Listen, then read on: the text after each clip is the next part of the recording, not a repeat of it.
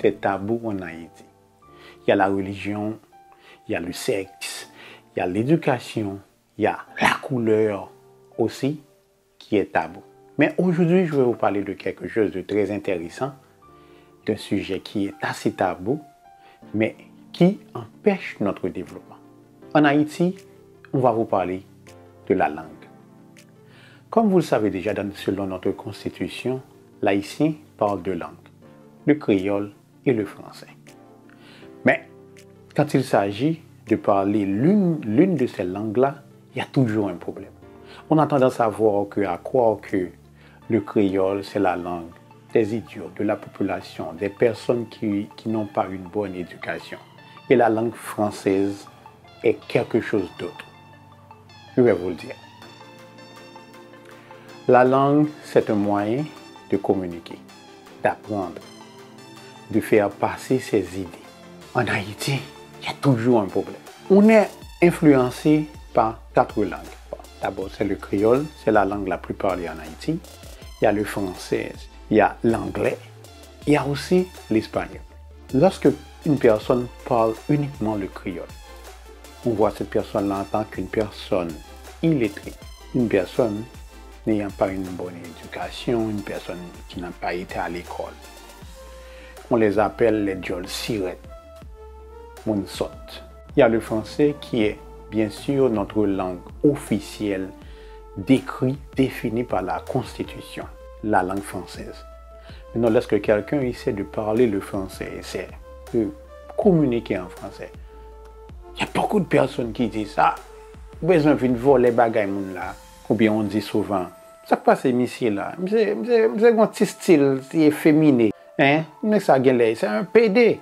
Depuis où elle a venu parler petit français comme ça, c'est un PD. Il y a la langue anglaise, qui est parce qu'on a pas mal d'entre nous qui ont des frères, des sœurs, une famille aux États-Unis qui parlent anglais. Maintenant, en Haïti, si on essaie de parler l'anglais, on va vous attribuer à un déporté. Si monsieur était l'autre bois là, monsieur fait des autres, il a déporté l'Haïti. Quand il y a les Anglais là viennent parler. C'est un déporté. Vous êtes un déporté. Un DP. Wow. Maintenant, on a la langue espagnole, qui n'est pas une langue vraiment parlée en Haïti. Il y a pas mal d'Haïtiens qui parlent l'espagnol. D'abord, on nous apprend ça à l'école.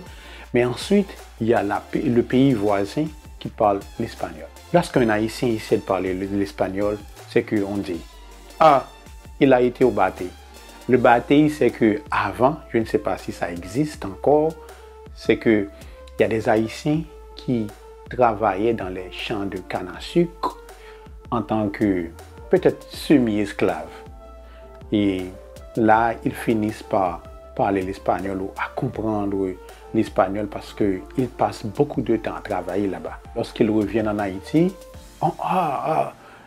nek bate yo, nek sa ou vin parler espagnol, c'est nek bate yo, yo sorti dans bate. Quoi qu'on fasse en Haïti, on n'a pas raison. L'anglais est interdit, la langue française est interdite, le créole est interdit, bon, bien qu'on parle quand même le créole, mais on vous voit comme une personne qui n'a jamais été à l'école, qui n'a pas une bonne éducation. Vous allez vous demander pourquoi une langue est importante. Bien sûr, une langue est importante. Je ne dis pas que le créole, c'est pas important, mais les autres langues, je vais vous dire le français. Vous envoyez vos enfants à l'école avec un sac bourré de bouquins, de livres, mais la majorité de ces livres-là sont écrits en français. Vous envoyez vos enfants aller à l'école pour prendre le pain de l'instruction, comme on le dit assez souvent dans notre société, mais il ne va rien comprendre parce qu'à la maison, on ne parle que le créole. Les livres sont écrits en français, mais l'enfant comprend uniquement le créole. Là, c'est là l'handicap que nous avons. Je vais pas aller trop loin dans ça parce que cela ferait une autre vidéo. Je vais vous parler de là maintenant la situation socio-géopolitique que nous traversons là maintenant. Nous sommes éparpillés sur la planète. Nous allons dans d'autres pays parce que Haïti est quasiment invivable. Eh bien, on est obligé d'aller aux États-Unis, on est obligé d'aller en France, dans les Caraïbes, on est obligé d'aller en République dominicaine, bien sûr, on est obligé d'aller au Canada, mais partout dans le monde. Mais lorsque là où vous allez imaginer que on ne parle pas le créole.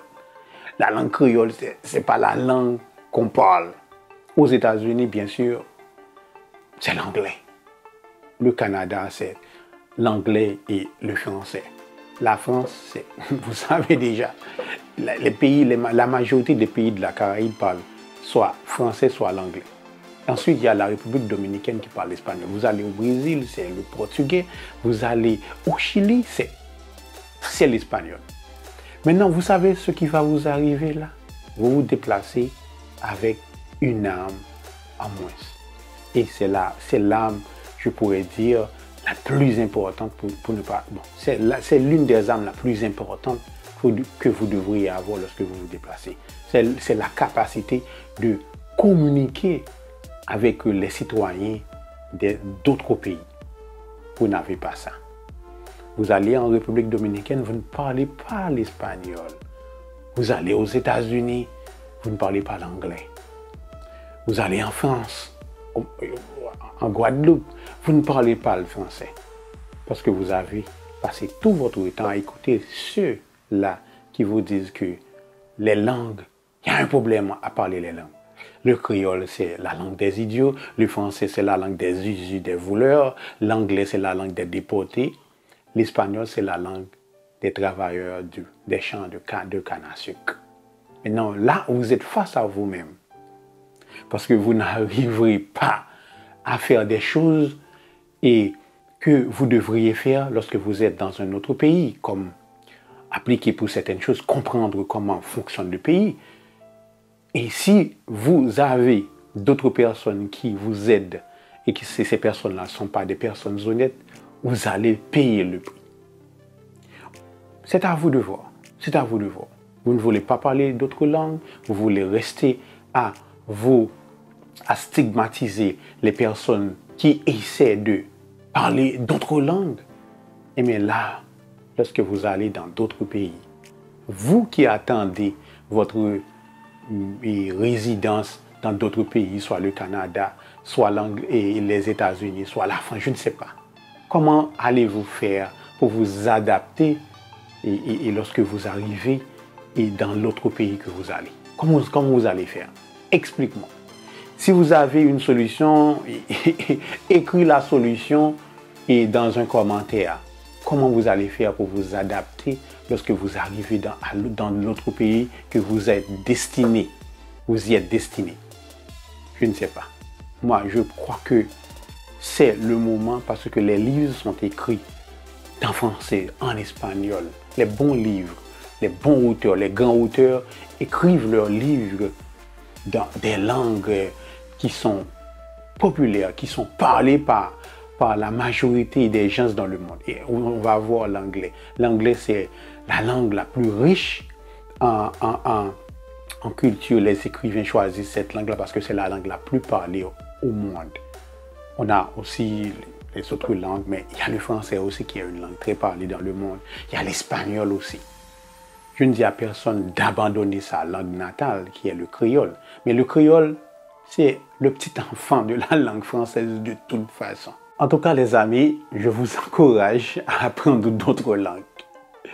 Je vous encourage, parce que moi, je ne veux que votre bien. Si vous trouvez s'il y a un problème à parler d'autres langues, bon, c'est à vous de voir. Mais j'encourage les jeunes à parler d'autres langues, à communiquer en utilisant d'autres langues. L'anglais, l'espagnol, le français. Parce que vous ne savez jamais. Vous ne saurez jamais. Merci d'avoir regardé cette vidéo. Si vous l'aimez, donnez un like et je vous invite à vous abonner sur la chaîne Haïti Now. Merci beaucoup.